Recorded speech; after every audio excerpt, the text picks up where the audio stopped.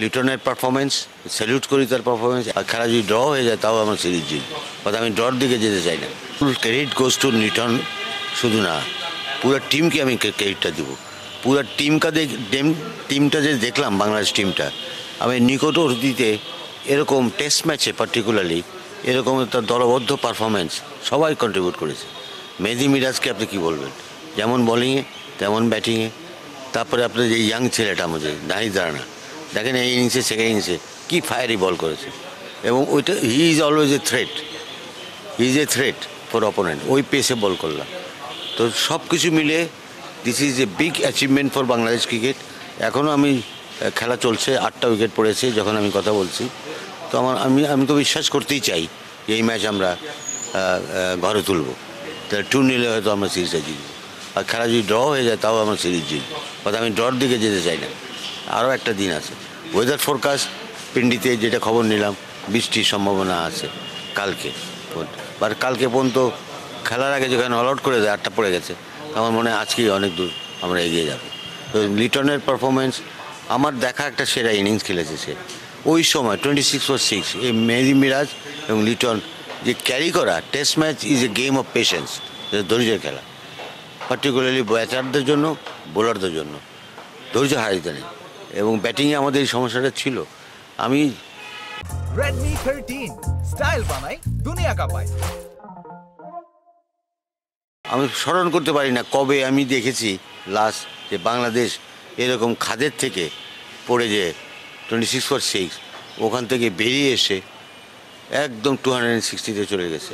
তো এই লিটনের পারফরমেন্স স্যালিউট করি তার পারফরমেন্স, একই সঙ্গে মিরাজকে আমি ক্রেডিট। খেলাধুলা এলো এমন একটা জিনিস, এটা আমরা অনেকেই জানি, দর্শকরা জানে যে পিং পং ডিপ্লোমেসি করেছিল, হ্যাঁ, আজ থেকে অনেক বছর আগে।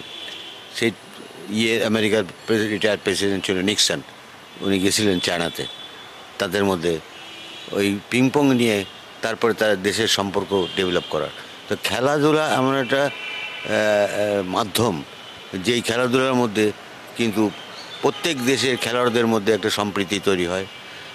একই সঙ্গে দুই দেশের মধ্যে প্রতিযোগিতা থাকবে, কোনো দলই বা কোনো দেশই চাইবে না সে হারুক, বাট ইটস এ, মনে করি যে খেলাধুলা কালচার, যদি ওভারঅল কালচারটাকেও ধরি, গান বাজনা সংস্কৃতি, এই সবগুলোই কিন্তু একটা দুই দেশের মধ্যে বন্ধুত্ব স্থাপন করতে অনেক সহায়ক ভূমিকা রাখে। ওই ইন্ডিয়ার সাথে ইট উইল বি আমাদের এটা একটা কঠিন একটা সিরিজ হবে, যেহেতু আমরা ইন্ডিয়াতে খেলতে যাচ্ছি। বাট ইন্ডিয়াও কিন্তু এখন অনেক প্লেয়ার, তাদের কাকে খেলাবে, কাকে বলে, কাকে রেস্ট দিবে, এই যে। বাট যাই করুক না কেন, ওদের কিন্তু যে ইটা আছে, যে বেঞ্চে যে প্লেয়ারগুলো থাকে, হ্যাঁ, ব্যাকআপ প্লেয়ার, প্রত্যেকে স্ট্রং প্লেয়ার। ইন্ডিয়া যে স্ট্রং টিম, বলার অপেক্ষা রাখে না। বাট বাংলাদেশ যেভাবে খেলছে এখন, এই খেলাটাই যদি তারা ইন্ডিয়াতে খেলতে পারে, আমার মনে হয় আমরা লড়াই বলবো যে খুবই ভালোভাবেই তারা এই সিরিজটাকে তারা অ্যাড্রেস করতে পারবে। কিন্তু দুইজনই তো জাতীয় দলের সাবেক অধিনায়ক। তো আমরা তো সবাই চাই যে ক্রিকেট ব্যাকগ্রাউন্ড ক্রিকেটাররা আসুক ক্রিকেট বোর্ডে, তার ক্রিকেট পরিচালনা যখন রিটায়ারমেন্টে পড়ে। এখন যদি কাকতালীয় ব্যাপার হয়ে যায়, কেউ যদি ওরকমভাবে হয় যে একই পরিবার থেকে আসতেই পারে। ইফ সামবডি ইজ কোয়ালিফাইড, কেন না, তাই না? তো সেই দিক থেকে চিন্তা করলে আমি মনে করি এটা আমি দেখি না, কোনো সমস্যা দেখি না। কারণ কাজ যার যার অবস্থান দিয়েই করবে। তো এবং সবচেয়ে বড় জিনিস হলো তারা ক্রিকেটের আতুর ঘর থেকে আসছে, ক্রিকেট ব্যাকগ্রাউন্ডওয়ালা তারা। তো কাজেই তারা যে জিনিসটা ডেলিভার করতে পারবে, যে জিনিসটা মাথায় নিতে পারবে কি প্রয়োজন ক্রিকেট ডেভেলপমেন্ট, একজন যিনি হয়তো ওরকম ওই লেভেলে ক্রিকেট খেলেন নাই, তার পক্ষে এসে কিন্তু ওটাকে অ্যাড্রেস করা একটু ডিফিকাল্ট হবে।